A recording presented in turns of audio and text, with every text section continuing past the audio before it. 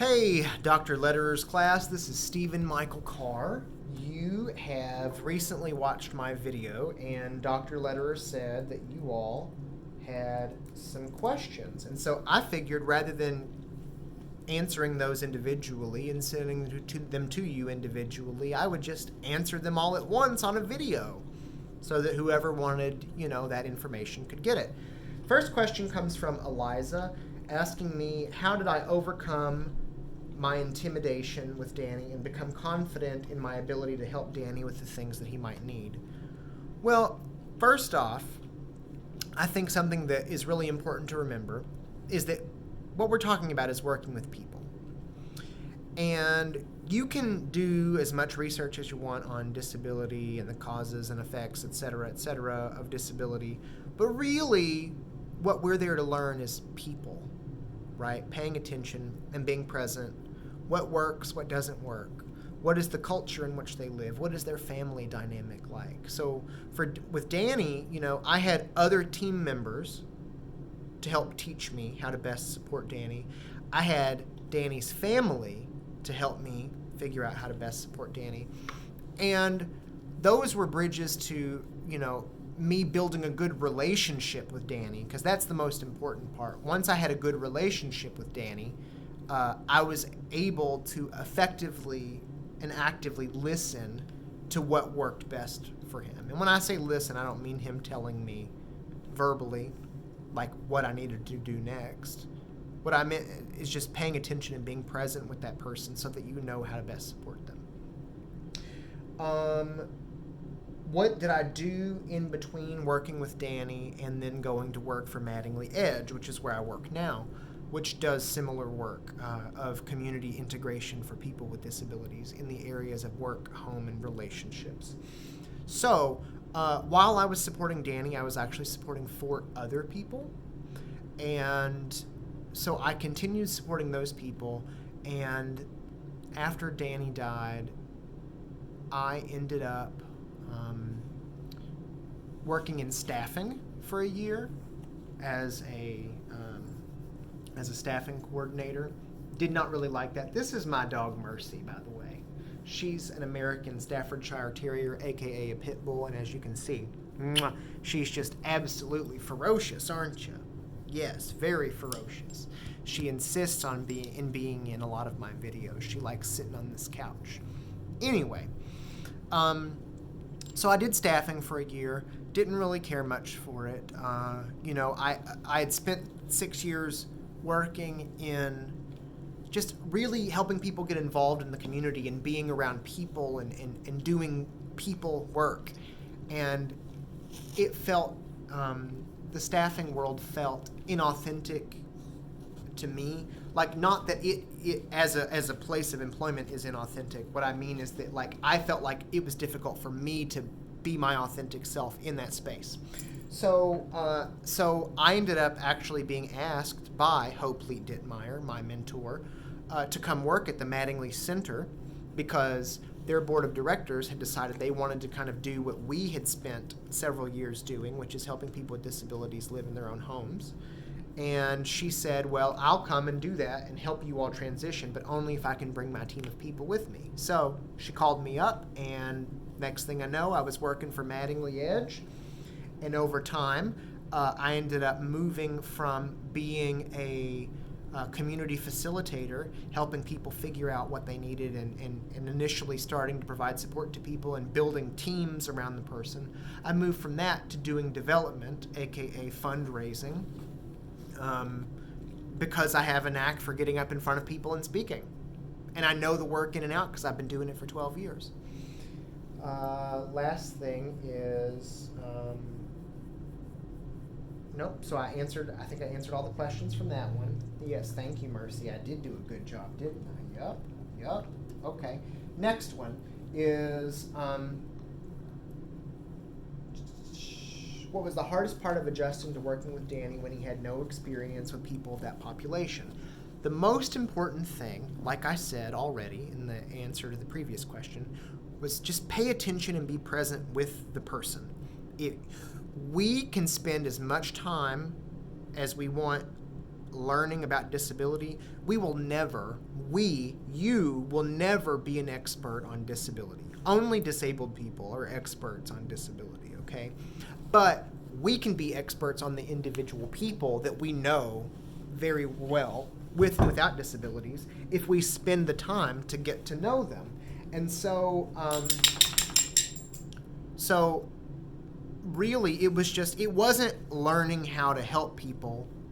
It was learning how to help specific people and learning how to be very present and actively listen. Does that make sense?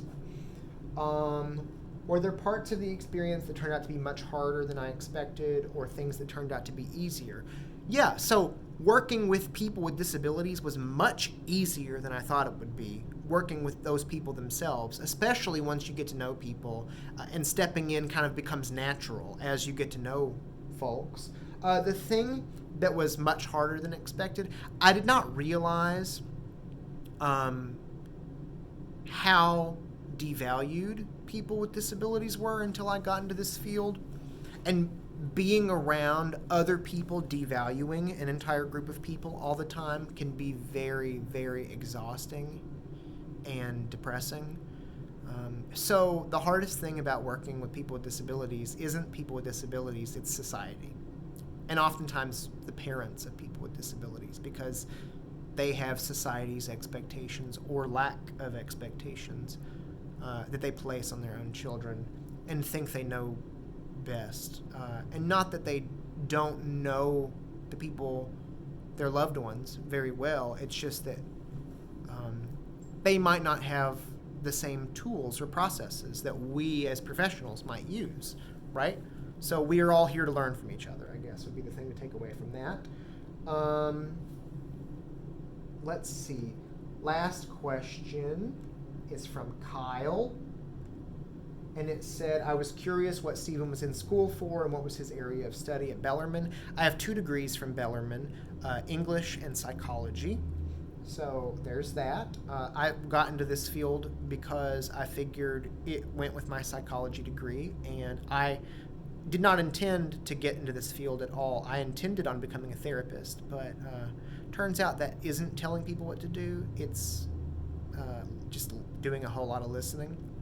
So I ended up, I'm happy where I ended up. I ended up on my feet. So when did you join Mattingly Edge in relation to being introduced into Danny's life? I feel like I already answered that question in that I was in the field for 6 years before Danny died. I took a break to try staffing. Didn't work. Ended up getting pulled back into the field by my mentor, Hope Lee Dittmeyer. And I've been in the field for 12 years as of today. Today marks my today is the 6th year that I've worked at Mattingly Edge. Today is my start date. So, let's see. No, my career path was not part of the plan, which is another question that was in here. What sparked, so it says, I was looking through their website, Mattingly Edge, and saw in 2017 they made a change to being more integrated into the community instead of an adult day health center. What sparked their change to become more integrated in the community? They seem like a prime example of a company that is adapted for the needs of society, something that we've learned early at this program with how occupational therapy should be. So, that is a very long story. Actually, we have a history video, a 6-minute video that I will also send to Dr. Lederer that he can send out to you all, and that will be that. I can tell you that it was a very long process in which the board of directors realized that there were lots and lots of adult day health centers and day programs in Jefferson County, and that what people needed was not another one. The unmet need was people who wanted to live fully integrated lives in the community. And while there are organizations in Kentucky that give people little pieces of the communities and realities that non-disabled people experience on a regular basis, they're just little pieces, and they're not fully integrated. They're just not, 74% of people still attend day programs, and pre-pandemic anyway. What is it? 55% live in agency-controlled housing instead of living with their families or owning or renting their own homes. Only 14% of people with disabilities work. So actually, I think it's even worse than that with the most recent reports. But that's the number that's coming to the top of my head. So pre-pandemic, only 7% of people with disabilities in Kentucky participate in a community group over the course of a month. That's getting together for a book club. That's a lot of the story that I was talking about with Danny. That would be considered a community group, or going to church, or meeting people for drinks, or being part of an official club, right? Only 7%. Guess what? That was the 2018-2019 report from National Court Indicators. Give that a Google. The 2017-2018 report, that 7% was actually 11%, and the year before that, it was 14%. What you should take away from that is that people are actually getting more and more segregated as time goes on, as they receive more services, because more services equals more segregation because of the way that services are designed in Kentucky. Anyway, on that note, that concludes all of the questions that you asked, and I hope that I was able to answer them in a way that was understandable. So I'm going to get off here and finish my tea and pet my dogs, all right? Catch you later.